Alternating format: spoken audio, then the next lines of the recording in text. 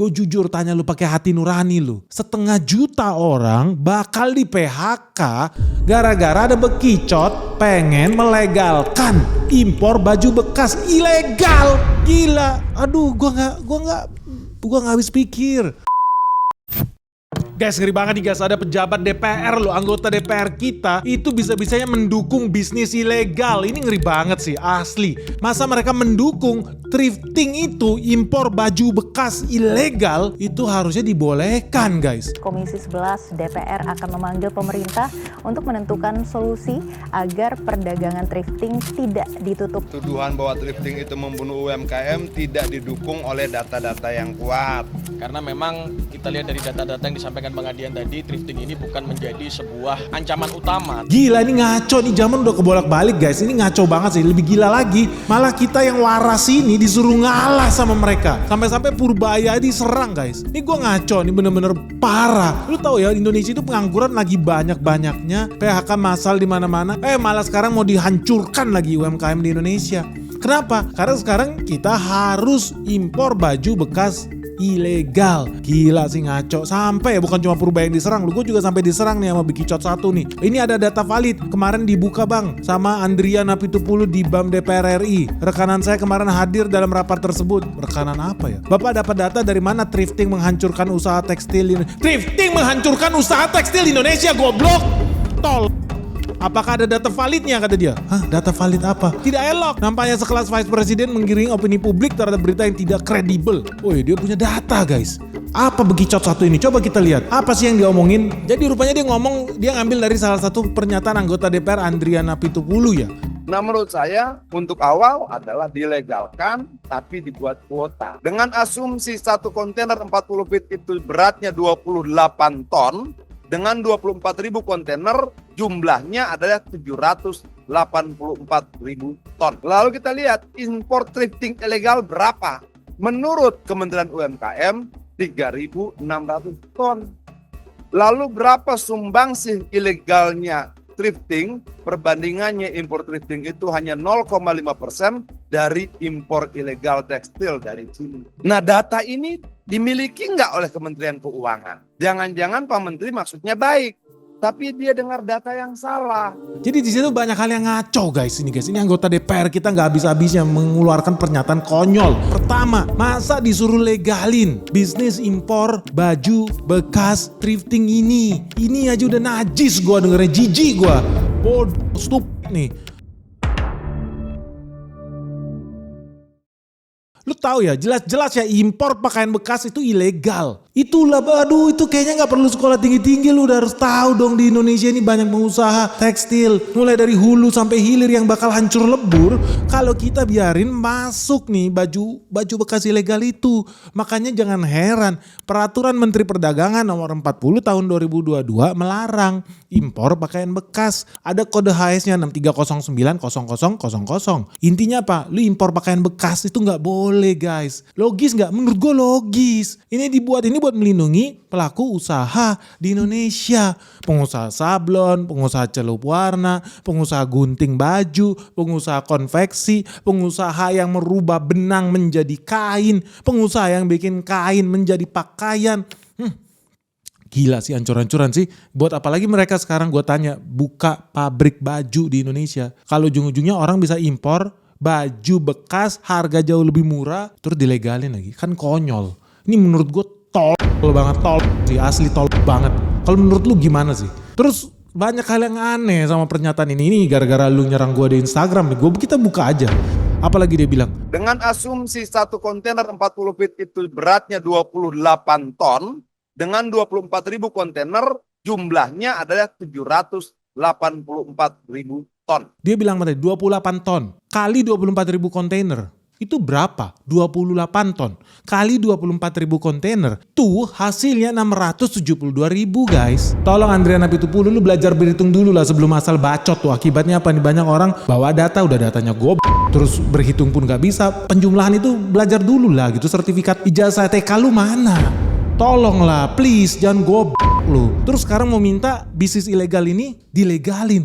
Apa? Nggak maksud gua bener-bener Nggak masuk akal ini, republik apa kita ini bisa-bisanya punya wakil rakyat membela bisnis ilegal. Terus yang lebih gila lagi apa? 3.600 ton dia bilang. Ini datanya punya nggak Kementerian Keuangan? Lalu kita lihat impor thrifting ilegal berapa? Menurut Kementerian UMKM 3.600 ton. Lalu berapa sumbangsih ilegalnya thrifting? Perbandingannya impor thrifting itu hanya 0,5% dari impor ilegal tekstil dari Cina. Nah, data ini dimiliki nggak oleh Kementerian Keuangan? Jangan-jangan Pak Menteri maksudnya baik, tapi dia dengar data yang salah. Sebenarnya ya justru anggota DPR ini harusnya bertanya-tanya, apa mungkin cuma 3.600 ton? Bahkan menurut gua 3.600 ton ini dikit banget. Lu bayangin ya kalau seandainya satu kontainer 40 feet lah 40 kaki itu kapasitasnya bisa 25 sampai 30 ton tuh. Tergantung lu bawa barang apa ya. Kita taruhlah 30 ton. Terus kata si Andrian sampai 70 nih 3.600 ton. 3.600 ton dibagi 30 ton berarti cuma setara 120 kontainer guys. Masuk akal nggak dengan begitu banyaknya barang-barang bekas, baju bekas ilegal ini? Lu logis gak sih kalau cuman 120 ton kontainer yang masuk bawa baju bekas ke Indonesia? Pikir dong, 120 kontainer, gila dikit banget. Ini nggak masuk akal ini. Sampai-sampai dibilang 3.600 ton itu kan kecil banget, sedikit banget. Dia kan bikin perbandingan kalau di total impor tekstil Cina aja 784.000. Thrifting ilegal menurut dia cuma 3.600 ton berarti cuma 0,5% kata dia. Aduh. Inilah kalau udah pakai data salah ditambah nggak bisa ngitung, jadi ini orang goblok tambah tol terus gitu lagi jadinya begini ngaco. Coba gue penasaran dia ambil data dari mana, jangan-jangan dari Tempe Bacem. Setelah gue gali-gali ternyata betul dari Tempe Bacem. Lu lihat nih Tempe Bacem bilang apa, impor pakaian bekas 2021 7 ton, impor pakaian bekas 2022 2023 12 ton, impor pakaian bekas 2024 3.600 ton. Kata dia ini datanya Menteri UMKM. Apa iya guys, masa 2021 cuma 7 ton, 2022 12 ton, ini kan gak logis. Terus kita mau baju argumentasi pakai data kayak begini kan bodoh banget. Lu tau gak sebodoh apa ya 2021 katanya cuma 7 ton nih Tempe Bacem nih. 7 ton itu berarti gak ada satu kontainer bro. Itu berarti cuma 1/3 kontainer. Berarti selama ini yang kita lihat barang bekas ya tahun 2021 itu turun dari langit ternyata. Karena berdasarkan data cuma 7 ton guys yang masuk. Gak masuk akal. Dan lu tahu ya kita sebagai investor gak boleh percaya dengan data-data yang gak masuk akal. Mau data Kementerian Koperasi kayak UMKM kayak Tempe Bacem kayak, kalau ngaco ya ngaco aja. Kalau goblok ya goblok aja. Gak laku logika tolol itu zaman sekarang ini era keterbukaan informasi lah. Jangan bodoh-bodoh banget jadi orang. Lu buka data UN Comtrade. Lu tahu lah Indonesia gimana sih pencatatan di Indonesia bisa dimanipulasi data demi kepentingan mereka. Supaya mereka bisa melindungi mafia-mafia tekstil itu. Mereka bisa melindungi penyelundup-penyelundup barang ilegal itu. Kenapa? Ya kalau lu lihat dari sisi Indonesia ngaco. Masa impor cuma 7 ton, cuma 12 ton, masuk akal nggak? Enggak. Gue pun menolak untuk percaya itu, menolak gue. Karena logika kita sebagai orang waras, nggak mungkin baju bekas ilegal cuma 7 ton 1 tahun yang masuk. Nggak mungkin, bahkan 1.000 ton, 3.000 ton gue juga gak percaya. Akibatnya apa yang gue lakukan? Gue cek ke UN Comtrade. Kalau versi Indonesia cuma 7 ton, gimana sih versi negara lain? Gue yakin negara lain itu gak tipu-tipu. So ketika gue cek data dari UN Comtrade, gak usah lah gue cek yang dari Spanyol, yang dari Singapura, yang dari Amerika, gak usah. Tetangga kita aja, deket. Malaysia, gue buka data ekspor dari Malaysia ke Indonesia. Lu pun bisa cek sama kayak yang gue lakukan. Lu cukup buka website UN Comtrade. Terus cek, masukin kode HS untuk pakaian bekas. Yaitu 630900 guys. Gue gampangin hidup lu. Kalau lu buka di situ terbukti secara gamblang. Malaysia aja mengakui ketika keluar dari port yang ada di Malaysia tahun 2020. Gak ada guys Indonesia itu impor dari Malaysia itu 7 ton. Itu mah versi Indonesia. Kalau versi Malaysia itu tulis Malaysia ekspor 2020 22.000 ton. Tahun 2021 25.000 ton. 2022 24.000 ton. 2023 19.000 ton. 2024 24.000 ton. Lu gila kalau bilang Indonesia itu cuma ada 3.600 ton. Goblok lu. Bahkan ada tadi yang bilang berapa 7 ton lah setahun, ada yang bilang berapa tadi 14 ton. Itu Tempe Bacem gilanya ampun-ampunan. Gak masuk akal. Ini data yang paling bener. Lu cek, ini baru satu negara Malaysia, lu bisa buka sendiri cek. Gimana yang dari Singapura, gimana yang dari Eropa, gimana yang dari Afrika, gimana yang dari Amerika. Indonesia dibikin jadi tempat sampah dunia. Dan ada wakil rakyat kita setuju lagi kalau bisa dilegalkan Indonesia jadi tempat sampah. Logis gak? Goblok. Gimana gak makin banyak pengangguran di Indonesia? Tolong. asli. Dan yang lebih ngaco lagi ya, menurut BPS katanya si tempe bacem, impor pakaian bekas dari Malaysia 2020 cuma 1,9 ton, 2021 cuma 0,6 ton, 2022 1,6 ton. Lah logis. Ini lu bisa cek sendiri, lu punya otak nggak?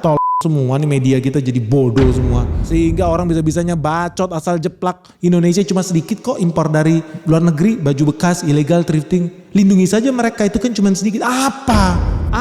Bodoh banget lu itu.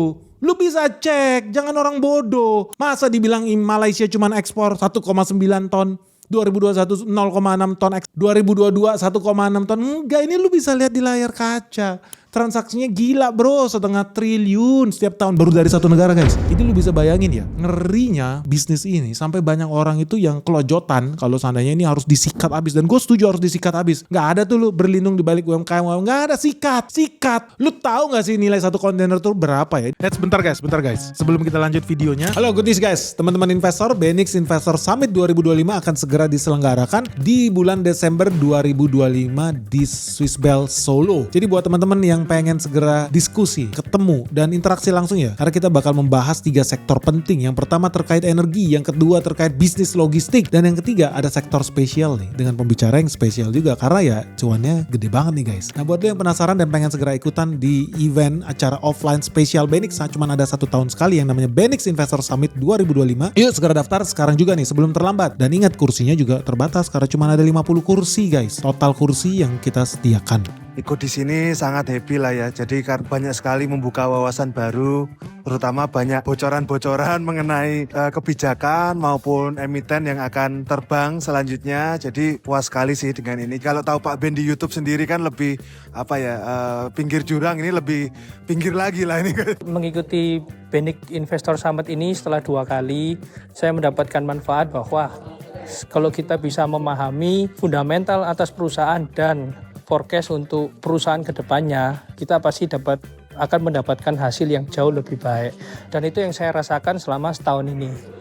Dan saya harapin kalau untuk Benix Investor Summit 2025 diadakan, saya pasti akan ikut lagi. Salam cuan. So, siapa cepat dia dapat. Sampai ketemu di Solo ya guys, bulan Desember 2025. Benix Investor Summit 2025 segera datang lagi. Segera daftarkan dirimu sekarang juga sebelum terlambat. Ingat, ini acara eksklusif yang kita selenggarakan private dan sangat intim. Kita bisa berinteraksi full nih selama 24 jam. Karena acaranya diselenggarakan selama 2 hari. Dari hari Sabtu sampai hari Minggu. Dari jam 9 pagi sampai malam. So, tunggu apa lagi? Segera daftarkan dirimu sekarang juga di nomor WhatsApp yang ada di bawah ini. Sampai ketemu di Solo guys. Bye-bye. Lu tahu gak sih nilai satu kontainer tuh berapa ya? Ini ada yang lakukan investigasi, ini bukan tempe bacem ya. Mungkin ini lebih terpercaya lah. Dia bilang berapa? Satu kontainer itu valuasi barang yang ada di dalam itu bisa sampai 550 juta. Banyak yang hilang buat ke sogok-sogokan. Lu udah tahu lah pemainnya siapa. Gue yakin gak usah ngibul lah. Menurut lu 550 juta rupiah lo nilai per kontainer itu lo. Itu bukan duit kecil. Kenapa? Karena kalau lu kali 1000 kontainer kali 550 juta. 1000 kontainer sebulan aja udah 550 M guys. Udah setengah T. Kalau lu kali 12 bulan itu udah 6 T. Jadi ini bukan bisnis kecil, ini bisnis triliunan. Ada orang pakai berlindung, lindungi UMKM. Hey, ini bisnis triliunan.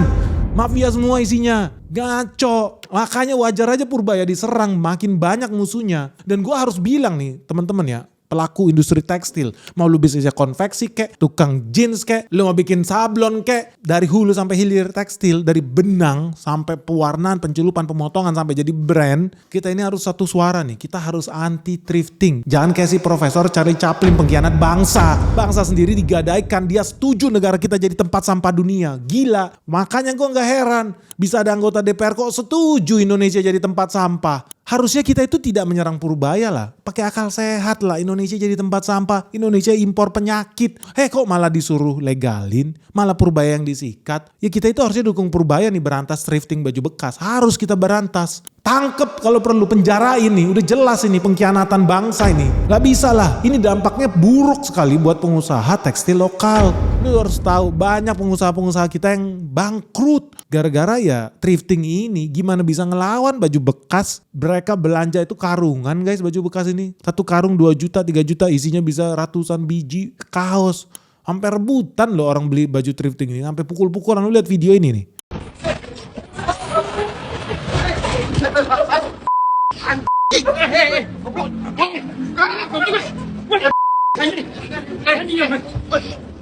Jadi lu jangan heran ya kalau seandainya kita biarkan hal-hal kebodohan semacam ini dan makin banyak pejabat kita, wakil rakyat kita apalagi yang harusnya melindungi kita ya. Bantu dong supaya iklim investasi kondusif, supaya orang makin semangat bikin pabrik di Indonesia, bukan hanya impor kayak orang bodoh. Sehingga lu tahu apa? Bulan November ini aja diperkirakan 520.000 pekerja tekstil terancam PHK, guys. 520.000 orang bentar lagi akan di PHK kalau kita masih mau lindungin thrifting ini, guys. Gue jujur tanya lu pakai hati nurani lu, 500.000 orang bakal di PHK gara-gara ada bekicot pengen melegalkan impor baju bekas ilegal.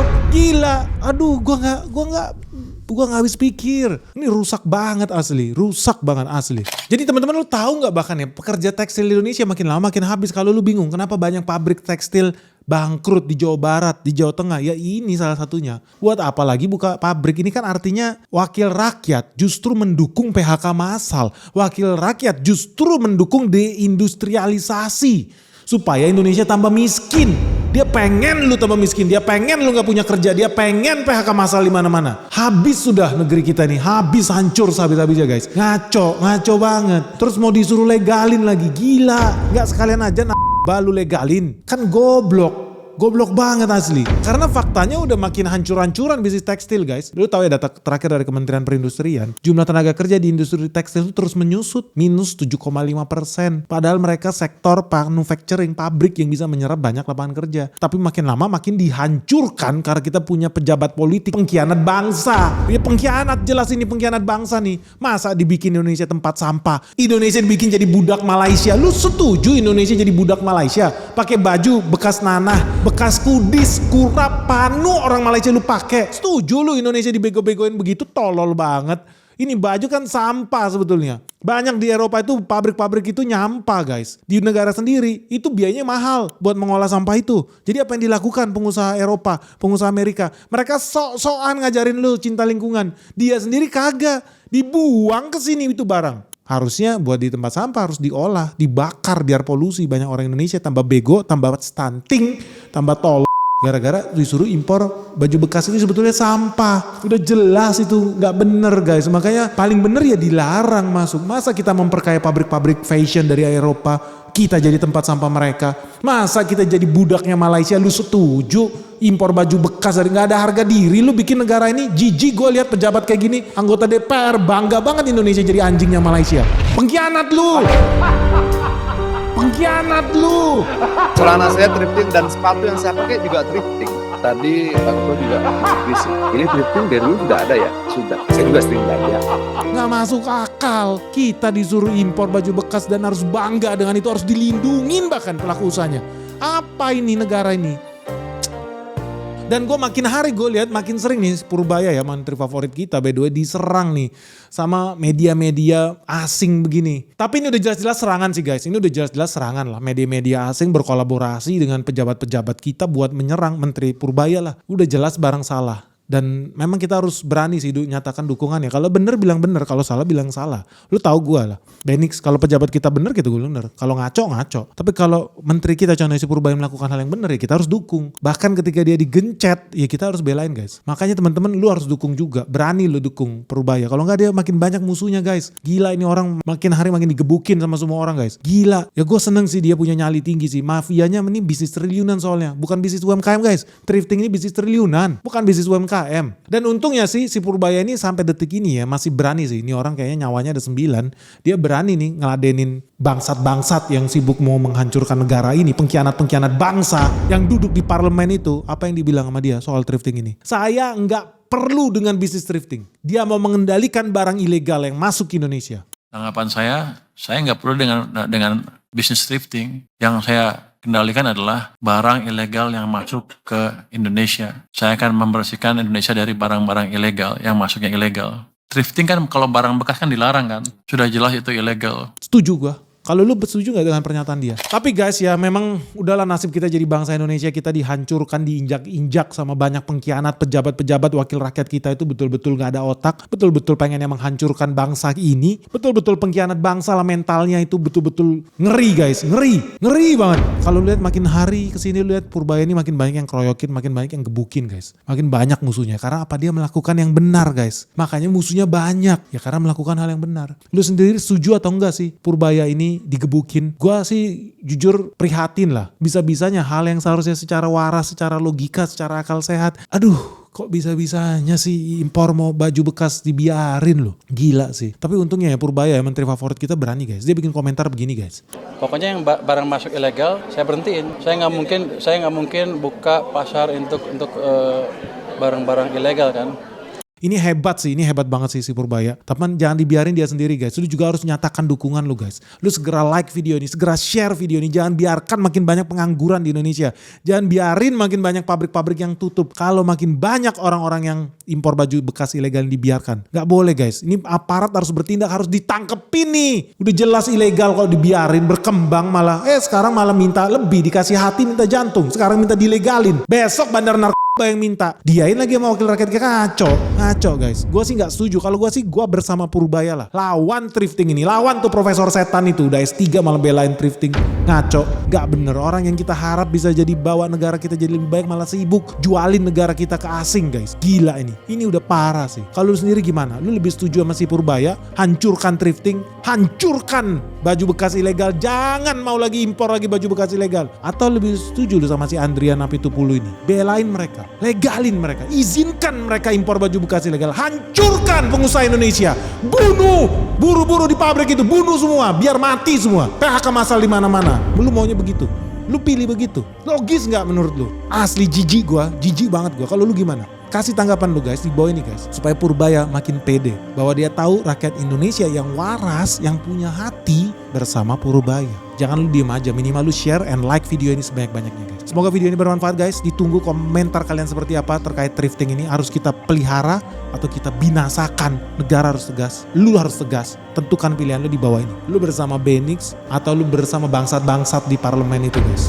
Ngaco ini. Oke, semoga video ini bermanfaat. Segera subscribe channel Benix karena cuma 50% viewers kita loh yang subscribe. Sayang banget. Semoga video ini bermanfaat. Salam sehat, salam cuan. Bye-bye.